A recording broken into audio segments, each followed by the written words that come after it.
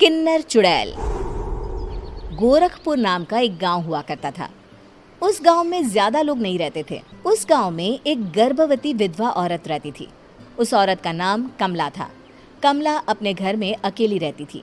उसके पति की सारी जायदाद उसके नाम हो गई थी, पर सभी गांव वाले उस औरत को मनहूस औरत समझा करते थे और सभी उससे नफरत किया करते थे। एक बार कमला राशन की दुकान पर खाने का सामान खरीदने जाती है। भैया जी, जरा 1 किलो दाल चावल देना। अरे हाय हाय हाय हाय हाय! अरे मनहूस औरत, मेरी दुकान में अपशुगन करवाने आ गई क्या? हैं? चल जा यहाँ से, मैं कुछ नहीं देने वाला हूँ तुझे। भाग भाग यहाँ से, चल जा, निकल। भैया जी, ऐसा मत कहिए, मैं गर्भवती हूँ, मुझे खाने की बहुत जरूरत है, मुझे खाना दे दीजिए। दुकानदार कमला को वहां से धक्के मारकर भगा देता है। तभी कमला रोते रोते उस गांव के किन्नरों के इलाके में आ जाती है। गांव वाले किन्नरों को उसी इलाके में रखा करते थे, क्योंकि वो लोग किन्नरों को पसंद नहीं करते थे और उनके इलाके में रहने से मना करते थे। तो किन्नरों ने उसी गांव में अपना एक इलाका बना लिया था। जब किन्नर लोग देखते हैं कि एक गर्भवती महिला रोते रोते उनके इलाके में आ गई है, तो सारे किन्नर कमला के पास जाकर उसका हाल पूछने लगते हैं। क्या हुआ बहन, तुम्हारी गर्भवती अवस्था में इतनी बुरी हालत कैसे? तुम रो क्यों रही हो? तुम डरो मत, हम तुम्हें कोई नुकसान नहीं पहुंचाएंगे। तुम शांत होकर सब बताओ कि हुआ क्या है।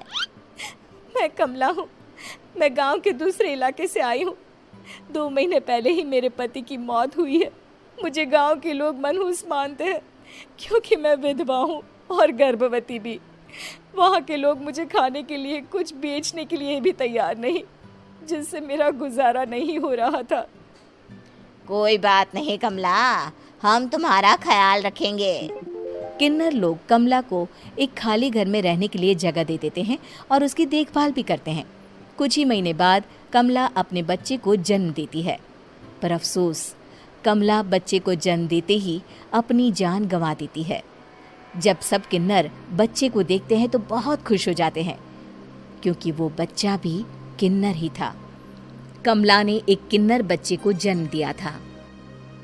अब इस बच्चे की देखभाल कौन करेगा? हम तो इस बच्चे को गांव के दूसरे इलाके में भी नहीं भेज सकते। और तो क्या हुआ, इस बच्चे की माँ नहीं रही तो हम इसे पालेंगे। अब ये हमारे इलाके में रहेगा, हमारे साथ रहेगा। फिर वो किन्नर उस किन्नर बच्चे को गोद ले लेते हैं, उसका नामकरण कराते हैं। उस किन्नर बच्चे का नाम शक्ति रखा जाता है। देखते ही देखते शक्ति बड़ी होने लगती है। उसके रंग रूप बहुत सुंदर थे। वो बहुत सुंदर किन्नर दिखती है।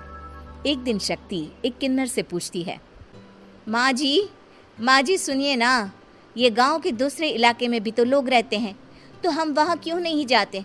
हम उनसे अलग क्यों रहते हैं? शक्ति, क्योंकि वो लोग हमारे जैसे नहीं, वो लोग हमें पसंद नहीं करते, इसीलिए हम उनसे अलग रहते हैं। क्यों? वो हमें क्यों पसंद नहीं करते? मुझे एक बार उस इलाके में जाना है, मैं एक बार वहाँ जाकर घूम कर आऊँ।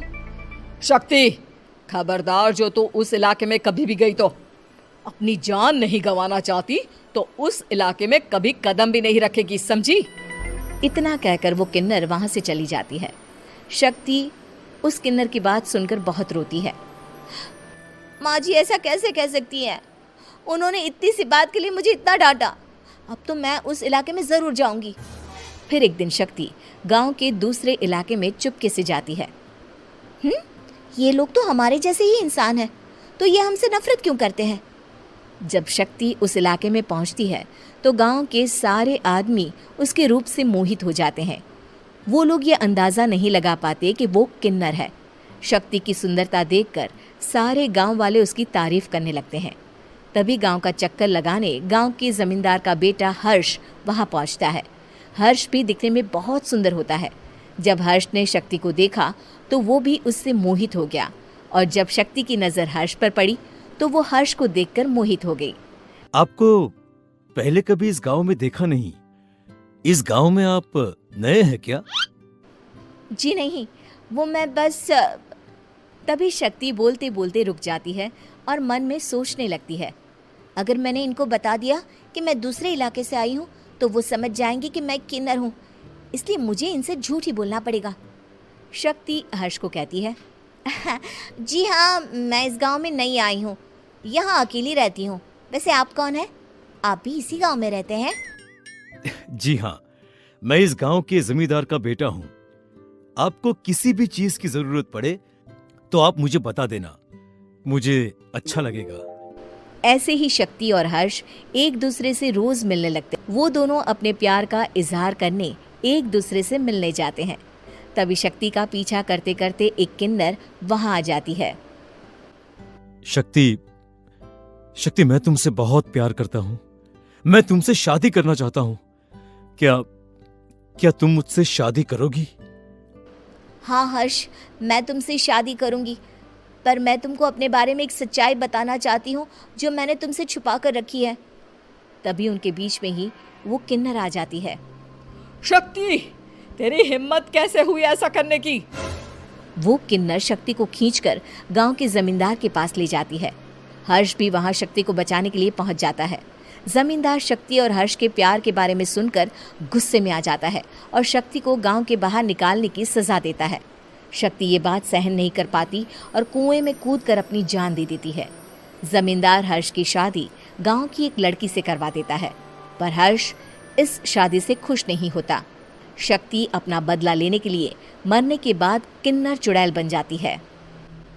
अब मैं इन गाँव वालों को नहीं छोड़ूंगी, अब इनसे मैं अपने प्यार का बदला लूंगी। किन्नर चुड़ैल गांव वालों को परेशान करना शुरू कर देती है। एक बार वो रात को गांव के खेतों में पहुंच जाती है और वहां आग लगा देती है। सारी फसल जल के राख हो जाती है। जब एक आदमी रात को उठकर देखता है कि खेत में आग लग गई है तो वो वहां पहुंच जाता है। वो देखता है कि खेतों के बीचों बीच एक किन्नर चुड़ैल खड़ी है और वहां खड़े होकर ताली बजा रही है। गांव वाला किन्नर चुड़ैल को देखकर बेहोश हो जाता है। जब सुबह उस आदमी को होश आता है तो वो सीधा जमींदार के पास जाता है। अरे जमींदार साहब, अरे वो किन्नर चुड़ैल ने मेरी सारी फसल जला दी। अब मैं क्या करूंगा? क्या होगा मेरा? जमींदार चुड़ैल किन्नर का नाम सुनते ही सब कुछ समझ जाता है। अब वो बहुत डर जाता है। उसी रात को जब जमींदार डर के मारे अपने कमरे में सो नहीं पाता, तभी वहां अचानक से किन्नर चुड़ैल आ जाती है। किन्नर चुड़ैल जोर जोर से जमींदार के आगे खड़ी होकर हंसने लगती है और ताली बजाने लगती है। जमींदार उस डरावनी किन्नर चुड़ैल को देखकर बहुत डर जाता है।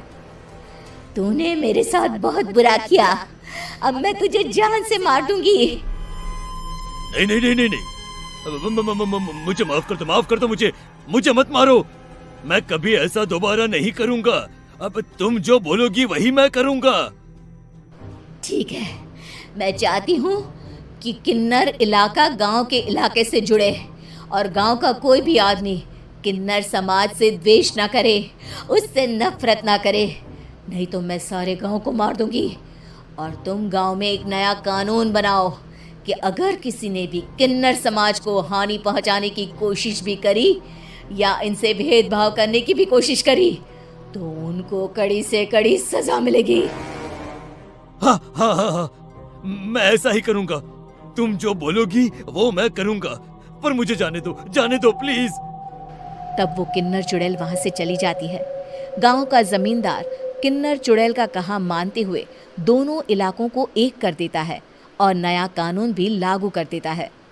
तब से वहां किन्नर समाज और बाकी गांव वाले शांतिपूर्वक रहने लगते हैं।